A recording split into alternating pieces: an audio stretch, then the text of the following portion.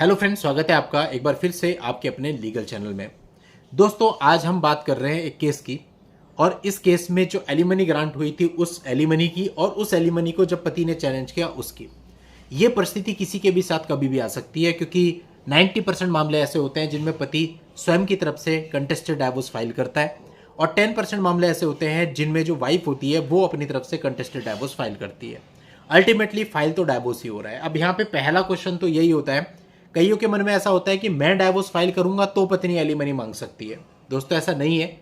आप divorce file करेंगे तब भी वो एलिमनी मांग सकती है, और वो स्वयं से डाइवोर्स फाइल करेगी तब भी वो एलिमनी अंडर सेक्शन 25 HMA में क्लेम कर सकती है। यानी दोनों ही केसेज में वो एलिमनी क्लेम कर सकती है। अब दोस्तों, एक ऐसा हमारे पास मामला आया जहां पर जो पति था उसने अपनी तरफ से डाइवोर्स फाइल नहीं किया था, लेकिन पत्नी ने अपनी तरफ से डाइवोर्स फाइल किया हुआ था। उसमें उसने एलिमनी की एप्लीकेशन भी लगाई हुई थी। पत्नी स्वयं भी कार्यरत थी और उसकी खुद भी अर्निंग थी, जो कि उसने एक्सेप्ट भी करी थी। यहां पर पति जो था उसकी अर्निंग थी लगभग 75,000 पर मंथ इन हैंड, और जो पत्नी थी उसकी इनकम थी 45,000 पर मंथ इन हैंड। अब दोस्तों, ये अर्निंग का लेवल है। इस मामले में 2 बच्चे थे, दोनों पत्नी के पास थे। उन बच्चों के लिए अलग से कोर्ट एक मामले में मेंटेनेंस तय कर चुका था 10,000 रुपीज पर मंथ, जो कि पति पे कर रहा था। अब यानी बच्चों का मेंटेनेंस बन चुका है। अब डाइवोर्स केस फाइनल होना था, तो कोर्ट ने पत्नी के पक्ष में डाइवोर्स केस को फाइनल कर दिया, लेकिन साथ साथ एलिमनी भी उसको ग्रांट कर दी। और दोस्तों, वो एलिमनी का जो फिगर था वो था 25 लाख रुपीज, जो कि बहुत ज्यादा था। जब उन्होंने मुझसे बात करी तो इनिशियली मुझे ऐसा लगा कि उनकी इनकम शायद 1.5 से 2 लाख रुपए पर मंथ है, तभी 25 लाख रुपए एलिमनी बांध दिया है। लेकिन एक व्यक्ति जो केवल 70 से 75 हजार रुपए मंथली कमाता है, उसके लिए 25 लाख रुपए एक साथ देना बड़ा मुश्किल है, क्योंकि 70-75 हजार रुपए में आज के समय पे महीने भर का खर्चा बड़ी मुश्किल से चलता है। और उस 70-75 में भी वो 10,000 रुपए तो बच्चों के लिए दे रहा है, पीछे बचते हैं 65,000 रुपए। उन 65,000 में बाकी के परिवार वाले माँ बाप भी हैं, मकान का रेंट भी है, और भी बहुत सारे खर्चे हैं। तो बहुत मुश्किल से केवल दैनिक जीवन का महीने भर का खर्चा इतने में आज के समय पे चलता है। और ऐसे में अगर ये बोल दिया जाए कि एक मुश्त आपको 25 लाख रुपए देने हैं, तो आदमी क्या करेगा? क्या बेचेगा? अपना किडनी बेचेगा? 25 लाख की शायद वो भी ना बिके।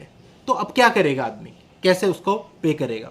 तो ये प्रॉब्लम। और एलिमनी भी उस केस में ग्रांट की गई जहां पत्नी स्वयं से 45,000 रुपए पर मंथ कमा रही है, और वो स्वयं से इस बात को एडमिट कर रही है केस में कि हाँ, मैं इतना कमा रही हूं। तो कहां तक ये अमाउंट जायज प्रतीत होती है? किस बात की अमाउंट है? और डाइवोर्स स्वयं पत्नी ने फाइल किया है अपनी तरफ से। तो दोस्तों, इस प्रकार के मामले कुछ आ जाते हैं। दोस्तों, ये व्यक्ति काफी पहले से मुझसे बात करते थे, काफी समय के बाद मुझे पता चला कि इनके केस में ऐसा हो गया है। अब डेफिनेटली उनकी पावर में तो था नहीं कि वो 25 लाख रुपए कहां से देगा जिस आदमी के पास नहीं है साधन।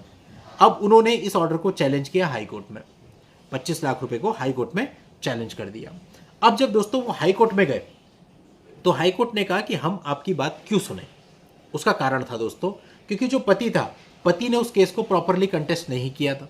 पति को अवसर मिले नीचे, लेकिन उसके बाद भी उसने ना तो क्रॉस किया, ना स्टेटमेंट दी, ना अपना पक्ष रखा। यानी कुछ भी नहीं रखा, और वो केस लड़की के पक्ष में हो गया। अब आप हाई कोर्ट जा रहे हैं। अब यहां पे गलती पति की है दोस्तों, क्योंकि उसने प्रॉपर पक्ष रखा होता, ट्रायल चलाया होता, क्रॉस किया होता, कोर्ट के सामने चीजें आई होती। उसने ऐसा कुछ भी नहीं किया। अब आप हाई कोर्ट में जाके कह रहे हैं ऐसा था, वैसा था, या मुझे मौका दिया जाना चाहिए।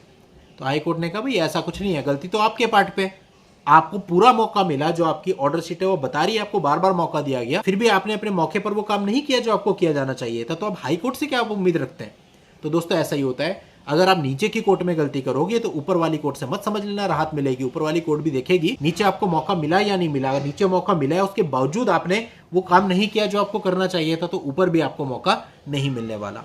अब फिर भी उन्होंने जब रिक्वेस्ट किया तो हाई कोर्ट ने बोला चलो ठीक है, प्रॉपरली तो मौका नहीं दे सकते, लेकिन पहले अभी 25 लाख का आपको ऑर्डर किया गया है, 10 से 15 लाख रुपए के बीच की अमाउंट आप जमा करो कोर्ट में, उसके बाद हम आपको एंटरटेन करेंगे।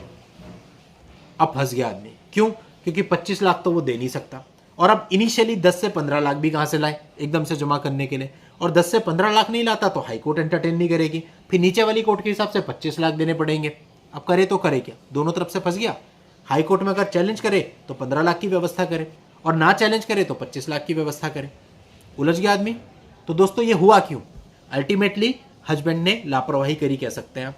अपना पक्ष नहीं रखा, क्रॉस नहीं किए, और कोर्ट में अपियर नहीं हुआ। तो दोस्तों, इस प्रकार की गलती आप करेंगे तो इनकी फिर कोई भी भरपाई नहीं है।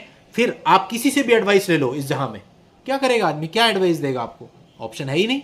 अब तो वही है कि मिनिमम आपको 10 से 15 लाख रुपए भरने पड़ेंगे, उसके बाद हाईकोर्ट आपको सुनेगा, उसके बाद भी कोई गारंटी नहीं है कि आपके पक्ष में फैसला हो जाएगा या एलिमनी कम हो जाएगी, वो भी मेरिट पे डिपेंड करेगा।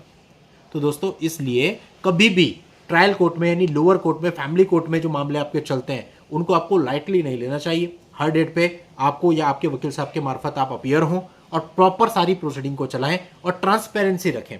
बहुत से मामले ऐसे देखता हूं, सर मैंने क्वेश्चन फाइल कर रखी है, अच्छा जरा नंबर बताना अपने केस का, साहब हमें पता नहीं, अच्छा जरा पिटीशन की कॉपी भेजना जो क्वेश्चन फाइल करी थी, वो तो हमारे पास है नहीं, क्या ऑर्डर हुआ आज तक वो हमें पता नहीं, कितना टाइम हो गया 2.5 साल से पड़ी है, कितनी डेट लगी, कब कब लगी, वो हमें पता नहीं। मतलब कुछ भी नहीं पता बंदे को, बस इतना पता है मैंने क्वेश्चन फाइल कर रखी और उसे ये तक जानकारी नहीं है कि एक्चुअल में मेरी क्वेश्चन फाइल हो भी रखी है या नहीं हो रखी है। तो दोस्तों फिर इस तरह से आंखें बंद करके अगर आप चलेंगे तो कल को आप किसको दोष देंगे? आपके पास सारी चीजें होनी चाहिए, इतना तो पता होना चाहिए। कोई चीज आप फाइल कर रहे हो, किस चीज पर आप साइन कर रहे हो, तो उसकी कॉपी तो रखोगे। कल को कोई जरूरत पड़ी, किसी को दिखाना पड़ा, किसी से एडवाइस लेनी पड़ी, क्या वर्बली लोगे हवा में? अभी आया परसों एक मामला मेरे पास, क्वेश्चन के बारे में बता रहे थे, जितने भी क्वेश्चन मैंने पूछे हमें तो पता ही नहीं। अब जब आपको पता ही नहीं तो मैं आपको क्या बताऊं?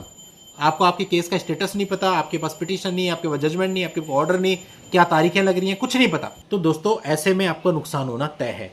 तो आप थोड़ा सा अवेयर रहिए और सही तरीके से अपने मामलों को चलाइए। चलिए दोस्तों आज के इस वीडियो में इतना ही। नेक्स्ट वीडियो में नई जानकारी के साथ मैं आपसे फिर मिलूंगा। तब तक के लिए goodbye and thank you for watching. Take care.